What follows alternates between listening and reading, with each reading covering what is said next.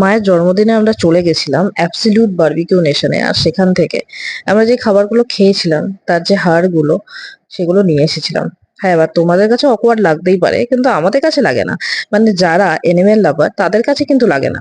তার কারণ আমাদের কাছে যেটা ফেলে দেওয়া সেটা কিন্তু ওদের কাছে অনেকটা পেট ভরানোর। দেখো ওরা কি আনন্দ সহকারে খাচ্ছে। আর সেদিনকে হয়েছিল বৃষ্টি।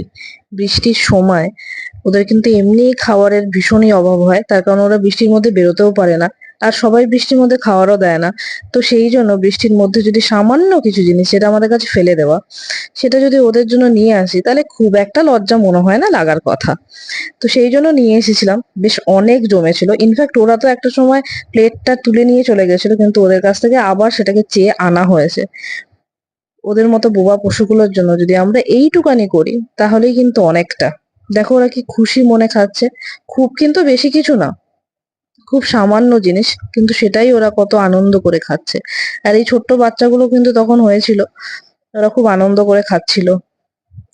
দেখো ওই ছোট্ট পুচকিটা কত ছোট, ও তো বড় বড় হাড়গুলো খেতে পারছিল না, বা অনেক চিকেনও ছিল, সেগুলো তো ওরা খেতে পারছিল না। ছোট ছোট করে মা ভেঙে দিচ্ছিল, সেগুলো খাচ্ছিল। ওর আরো অনেক ভাই বোন আছে যেগুলো কিন্তু এখন অনেক বড় হয়ে গেছে।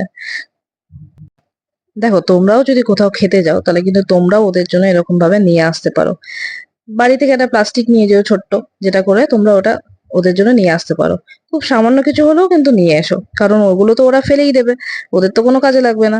তাই ওরা যদি ওইগুলো ফেলে দেয়, সেই জিনিসগুলো যদি তোমরা নিয়ে আসো তাহলে ওদের কিন্তু অনেকটা পেট ভরবে। যাই হোক, আজকে ভিডিও এই পর্যন্তই।